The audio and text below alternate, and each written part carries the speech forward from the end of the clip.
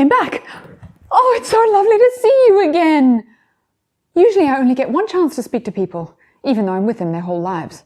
People often don't want to hear from me, or they get scared when I try to say hello, but here you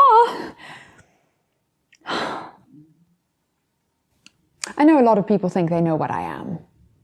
They've heard the rumors, they've seen the bad press, dark hooded cloaks and skeletons and the like.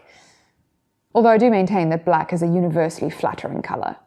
And I challenge anyone to look me in the eye and tell me they don't feel fabulous, swishing a long, billowy black cloak behind them.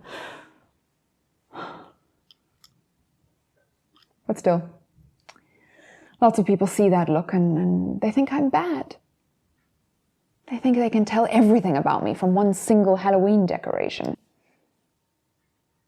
In the last story I read you got to see a little bit more of Death's personality. After she heard it, a very special girl called Emily sent me a message. She said, I feel very bad for Dark and also quite bad for Death because Death was lonely and all he wanted was a friend. Oh, she's so right. She understands me so much better now. I hope that today's story will show you a little more of the heart beneath the cloak.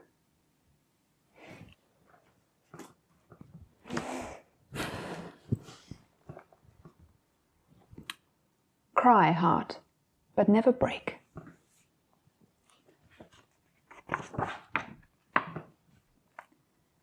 In the far north, in a small, snug house, 4 children lived with their beloved grandmother. A kindly woman, she had cared for them for many years. Now she had a visitor. Not wishing to frighten the children, the visitor had left his scythe outside the door. All the same, they knew that it was Death. Nels, the oldest, and his sister Sonia closed their eyes, heavy with sorrow. Caspar, who was younger, tried to ignore the visitor. But Leah, the youngest, who was always getting into trouble, stared straight at Death. In the quiet, the children could hear their grandmother upstairs, breathing with the same raspy breaths as the figure at the table. They knew Death had come for her and that time was short. Since everyone knows Death's only friend is night, the children quickly made a plan. They would keep Death away from their grandmother by giving him coffee all through the night. At dawn, he would have no choice but to leave without her. So every time Death emptied his cup, Nels would ask, "More coffee, sir?" And Death would nod. Death loved his coffee strong and black like the night, and he was happy to sit and rest for a while. Time passed. Finally, Death was ready. He placed his bony hand over the cup to signal no more. Then Leah, who had been watching Death all night, reached out and took his hand. "Oh, Death," she said, "our grandmother is so dear to us. Why does she have to die?"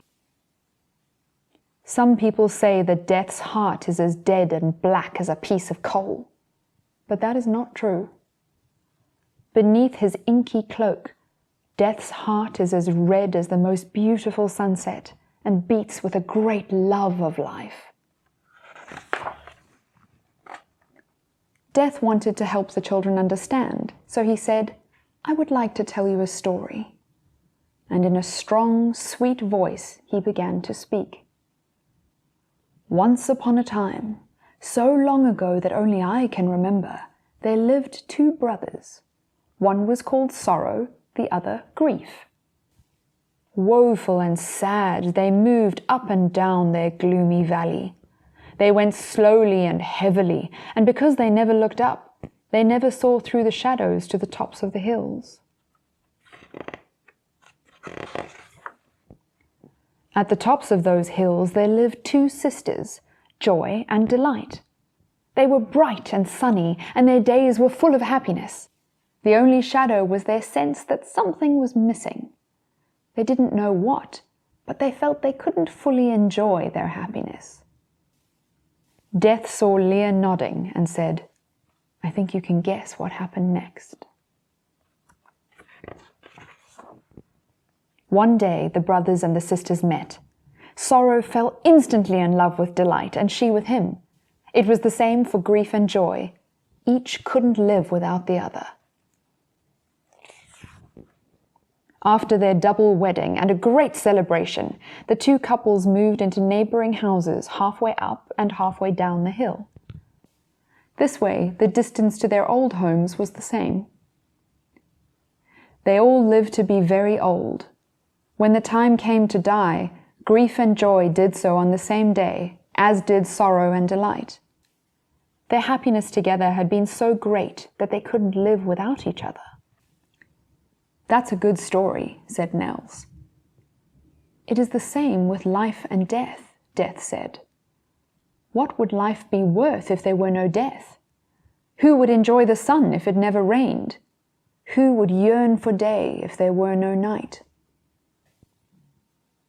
The children weren't sure they had understood Death fully, but somehow they knew that he was right. At last, Death stood up. It was time to go upstairs. A line of pale grey was edging away the night.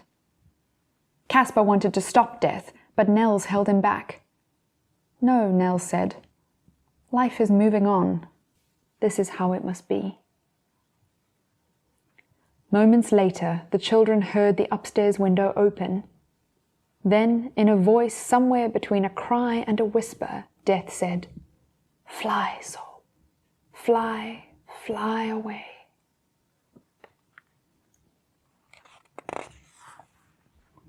The children hurried upstairs. They tiptoed into their grandmother's room. Grandmother had died. The curtains were blowing in the gentle morning breeze. Looking at the children, Death said quietly, "Cry, heart, but never break. Let your tears of grief and sadness help begin new life." Then he was gone.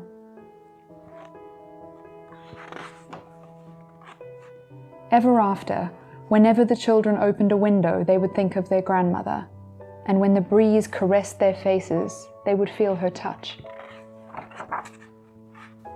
In the years that followed, the children lived with their joy and their sorrow, but they always remembered Death's words and took great comfort from their hearts, which grieved and cried, but never broke.